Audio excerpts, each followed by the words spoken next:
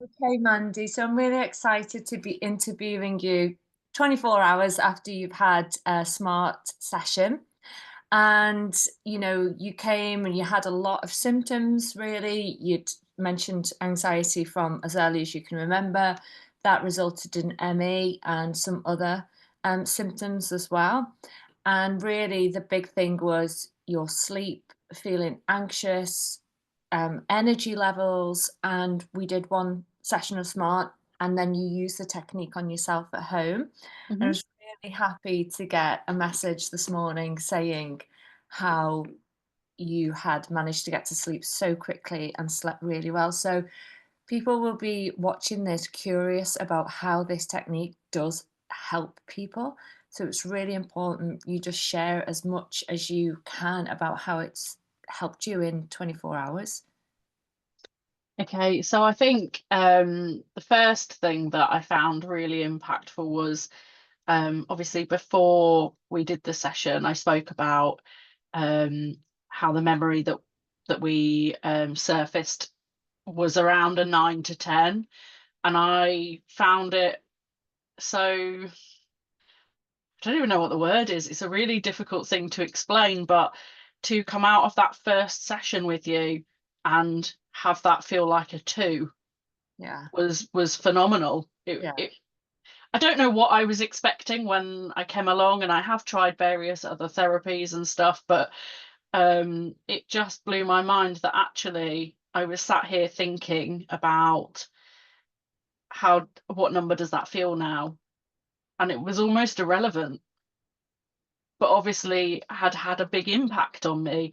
Obviously, you'll know that through the session there were lots of tears, and it was very emotive, and it was very needed actually. But then I think following on from that, I just felt after we'd ended our session, I just felt very different. Like I wasn't kind of on high alert, or like um I'm often very overstimulated by everything Yeah. and live in that kind of fight flight mode. And it's a feeling that I don't think I can ever remember feeling.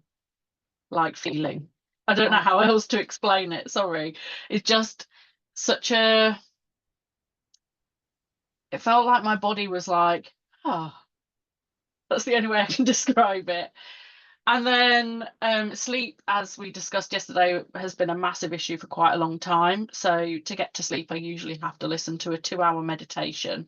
And sometimes I am still awake at the end of that. Um, Last night, I got into bed and I was already feeling like I could just go to sleep.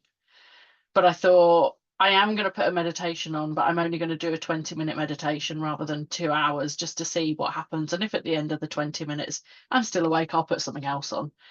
I don't even remember what point I fell asleep. I definitely didn't even hear the end of it, which is just phenomenal. And then I woke up usually I'm quite restless through the night, and I wake up a bit and I toss and turn and stuff. And I don't think I'd even moved.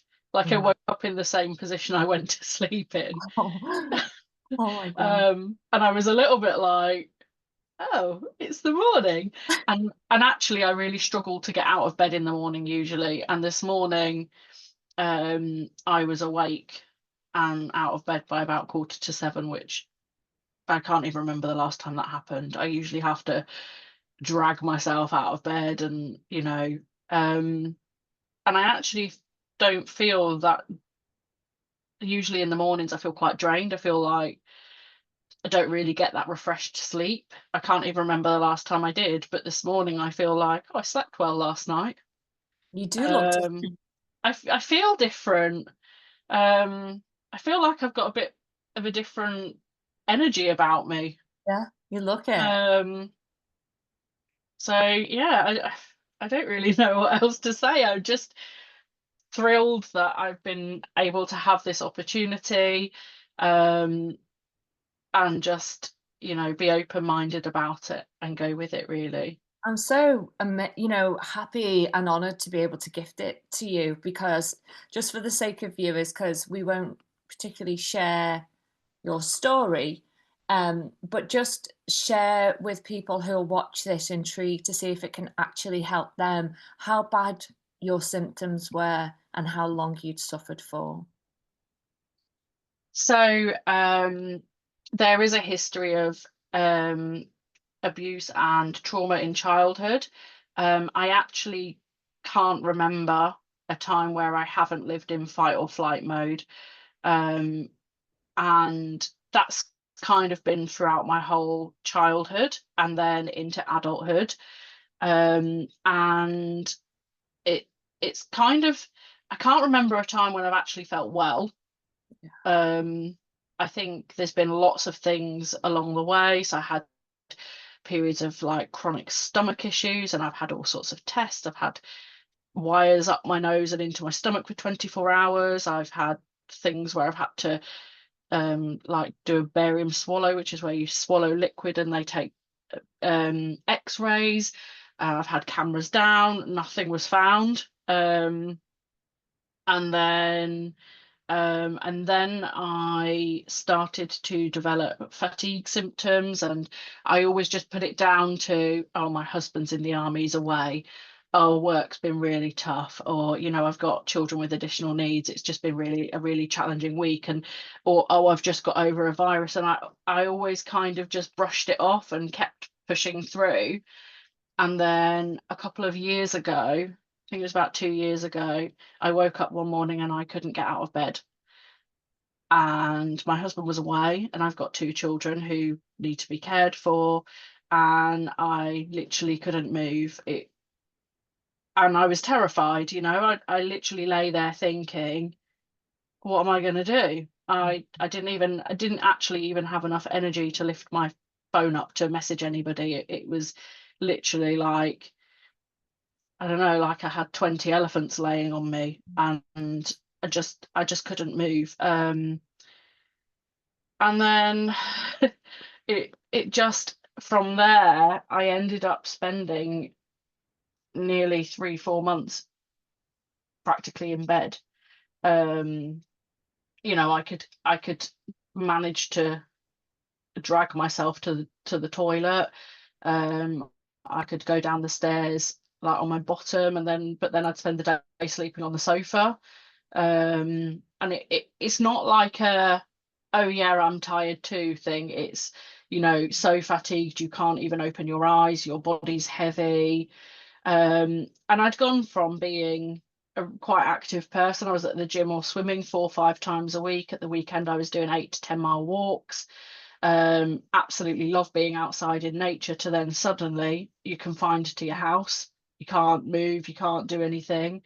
um and in the build up to that, I'd been doing a degree online, and I'd graduated, and I'd got what I thought was my dream job, and I was working really hard. And I actually ended up not losing my job, but I ended up having to leave because I was on long-term sick, and every time I went back, I then, just the stress impacted my illness, and then I was off work again. And it just wasn't consistent for, I was working with children and young people with mental health difficulties. It just wasn't consistent and just not ideal. So I made that break to kind of step away from that, which, there have been some extremely dark days where, and I don't mind saying out loud, but there was a time where I was going to end it all. I just thought, well, what's the point? What is the point if this is my life? I'd gone from being really fit and active to, I can't do anything. And then when I got a little bit better and I tried to integrate some kind of fitness, I went to the swimming pool. And I'm not a great swimmer anyway, but I got in the pool and I kind of swam halfway up the pool and then walked back the other way. And I probably was in the pool about 10 minutes. And then I thought, right, I'm not going to overdo it. I'll come home. I felt great. But the issue with my ME is that I get something called post-exertion malaise. And so the next day I woke up and I thought, oh, my body aches and I've got a sore throat. And that's usually how a flare up starts for me. And then I slept 80 hours over the next 4 days, Oh my and God. I just couldn't.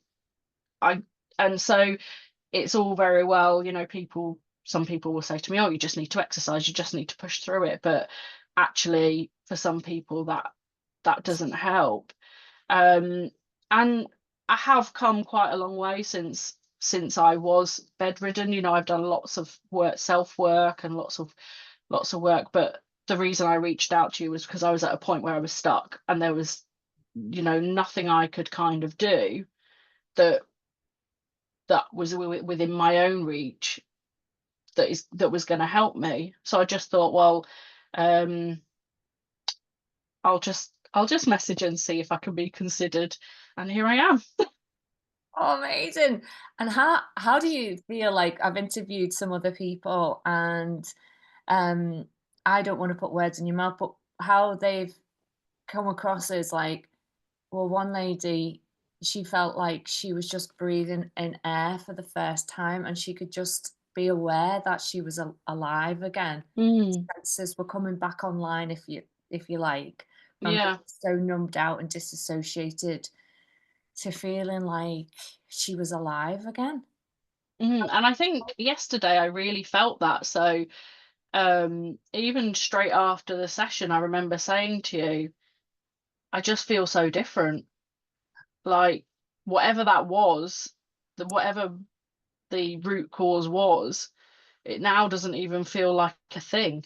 Like this morning I've gone through the routine again, a couple of times, and it might even be a one now. It feels so insignificant to me, but it obviously was causing a lot of things, and it just I just feel brighter and lighter and normal. I don't Not that I don't know what normal is, but it this feels good. Feels good, I and I'm don't I don't feel numb anymore. I don't feel like I'm on hyper alert. I don't feel like, I don't know. I don't know how to describe it. It's more a feeling that I can't describe, which is really difficult, I know. But um it's it's about the way I feel inside. And I think, I know we had a conversation about this yesterday. I was feeling quite guilty about a lot of things, and holding myself accountable for things, but actually I was a child. And so I actually think the shift is that I no longer feel accountable for the things that happened or the things I went through. And I think that is quite powerful, it's to very, not have to feel like it was on me. yeah, And that's huge. that's huge, to carry what you were carrying, and Mm, the physical effects it was happening, and all of everything that you've been through medically, and to come back with, "No, you're fine. No, you're fine. No, you're fine." No, you're not fine. So yeah. it's the emotional issues that were causing the physical symptoms, so the dysregulated nervous system. And I think that's it, like I mean, it took me nearly 18 months to get a diagnosis of ME. And even that was, like, at one point I had to file a complaint against the doctor who said to me, "Why are you so desperate for a diagnosis?" And I just said to her, "I'm not desperate for a diagnosis. I just want to know and understand what's happening with my body." And then when I got the diagnosis, it was like, "Right, there's your diagnosis, off you go." And I was like, "What do you mean?" "Oh, well, there's nothing we can do for you." And so it was, and it was from that stemmed my kind of personal development into kind of holistic therapies. And, well, what actually can I do that's going to support myself? Because, and I'm sure I'm not alone. I'm sure there's a whole community of people with chronic illnesses like mine, and there's lots of research around how they are linked to trauma. Most people who have got like ME, fibro, anything like that, if you have a conversation with them, 90% of them have got some sort of trauma. Whether it's a big trauma or a little trauma, it's trauma, isn't it? And it's how our body holds it. Yeah, 100%. How do you feel about life now? I know it's only been 24 hours, but I know you had anxiety about overexertion because of what happens to you when you do push yourself? You said you wanted to reduce some of the anxiety around that. Yeah, do you know, I actually, for the first time in I can't even remember, I haven't woken up and thought, oh, I've got to do that. That's going to take this energy. So I'll make sure I do this later. You know, like I tend to have to completely pace my day where, you know, like even doing this with you now, usually I'd be thinking, right, well, I've got that call then, so afterwards I won't do anything for about an hour. And then after that, I might do the next task on the list, and then I might do nothing for the rest of the day because I think certain things drain more of my energy. But I didn't even consider that before the call. I haven't even, you know, like I haven't even usually I look at my diary and I think, right, what am I doing today? How much space do I need between those things? You know, it completely takes over your life because it's then like, and then that becomes like draining of energy because you're then having to think about, well, actually, I can't do that today then if I'm doing this. Whereas I actually haven't even had that thought, which is quite weird. It's almost like I don't know what the right word. I'm not anxious about not doing it, but it's Yeah. almost like oh, I've not needed to do that today. I've forgotten I was a bit worried about that. Yeah, because that was Yeah, like why does that matter? yeah, because that was, like, on your wish list when I said, you know, "What would be Mm, good what would you really ideally like to see as a change?" And that was mm, wish list to not have to feel like you're anxious and worrying and having to over strategize and yeah. so your energy is conserved for different things. So for you to not worry about that and not even remember I hadn't about even thought about it until you said it. I was like, oh yeah, I've not done that today.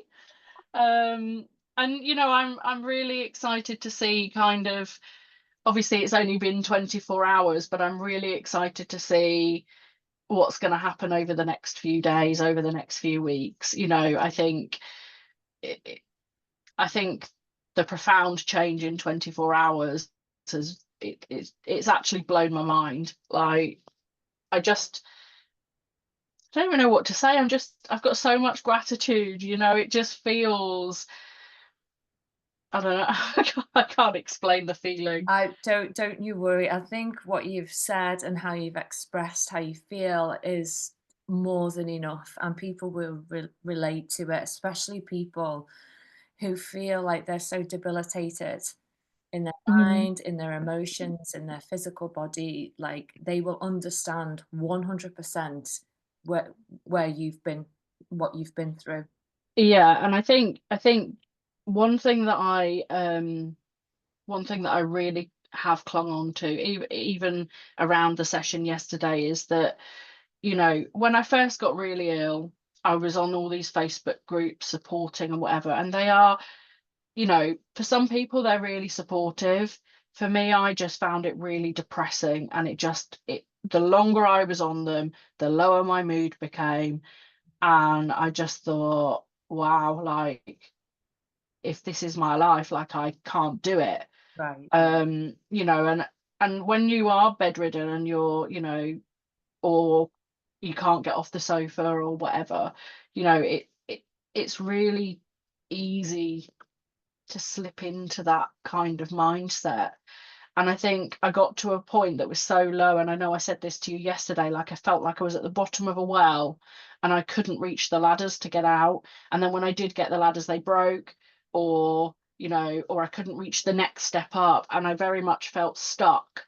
And I felt like nobody really understood. And actually, although they did care, it felt like nobody cared. And I got to a point where I was so low and I just thought, no, Mandy, you just need to have hope. And that's the one thing that I've clung on to the whole of my journey after that first initial part was I am hopeful and I do have hope. And if I have hope, then anything can happen. And I think even yesterday, like I came to the session feeling like, oh, I'm not, you know, I'm not really too sure what's going to happen, but like I say, I had hope that there would be, even if it was the tiniest change for me, that would have been huge. But the fact that I'm already seeing huge things and it's been 24 hours, it's kind of like a wow, like a proper wow moment. I'm so happy for you. It gets Thank me you. all like welled up inside. I know I'm getting welled up myself. It's like absolutely just feeling it right now in my heart and solar plexus, just like just buzzing and warm to be able to Mm, hear that you feel like where you've where you've been and how you feel, and that just opens the door for the future for you to get back online. You're a mum, yeah. you're a wife, you've got a business, you've got a life, and you know you want to live it to its fullest. So I really, really can't wait to see your progress after, going forward. Just send me messages because I Oh, just I will, don't you keep worry. them. Yeah, to say like what you've achieved and stuff, and just I'll always be there. Do you know what I mean? And have you Oh God, I'm tried getting like all emotional. oh, Oh gosh. it's a big deal. It's a big deal. Have you Mm. tried things like CBT and counselling or other therapies? Yes.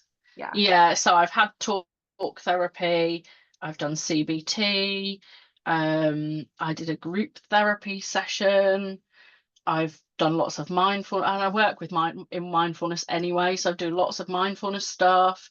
Um, and what what I found was um actually physically talking about things that have happened to me are really painful. Yeah. And actually, instead of looking forward to going, like, not looking, nobody looks forward to therapy, but you know what I mean, instead of looking forward to the session and thinking, right, I can cover this and move past that and do this, that and the other, and actually instead what I was filled with was dread, because I knew that I had to then talk about the next thing. And actually, one of my uh, sessions that I went to was, I was only allowed 6 sessions, and I found it so painful to talk about anything that I actually didn't start opening up until the last session, because it was an unfamiliar person, and I felt very vulnerable. And you know, I'm one of those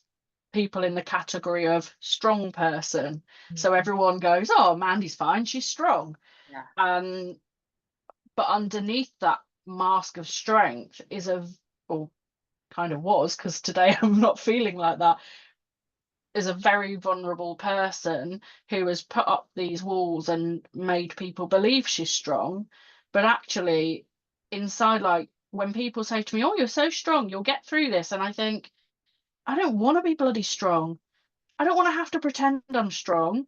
I want Mhm. to be a normal person. I want to be able to say, oh, I'm struggling, or not that I don't ever say those things, but I think when your closest friends say to you, oh, but you're the strong one, Mhm. it's kind of a bit like, You am can't I this though? way. You actually don't really know me if you think that I'm really strong. And perhaps people don't say that from a place of, oh, well, you're strong, I don't care. Perhaps Yeah. they say it because that's what they see, because that's what I allow them to see. But I think there's very few people that see the vulnerable me. Yeah. Like, and things like, I don't drink anymore. I haven't drunk for about 6 years.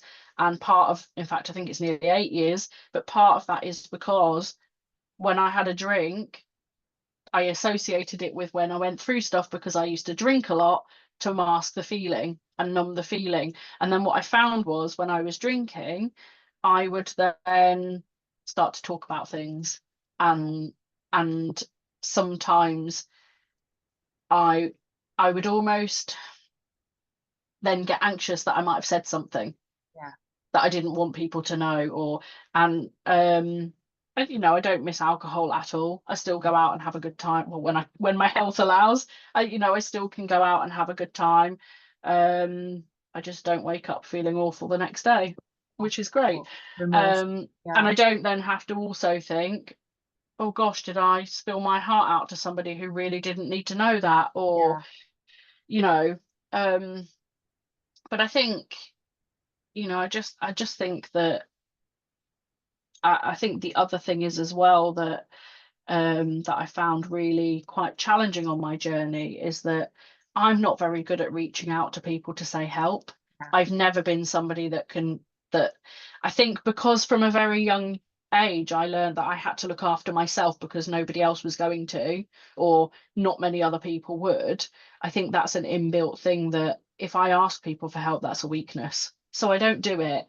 And I think one of the big things that I've got a very close friend and she's amazing, and she's been amazing through the whole journey. And she once said to me, "What can I do for you that is going to be really helpful?" And I said, reach in, because when I'm at my lowest, I can't reach out. So if you reach in, I can have a conversation.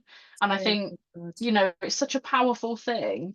And there are so many people stuck in these, in these illnesses. And I think, as much as I love the NHS and they do a fantastic job, I think doctors are, well, I can't give you a medication, so there's nothing I can do. And I know the world's changing, like very slowly changing, and we're starting to see more holistic practitioners working alongside GPs and stuff like that, which is amazing.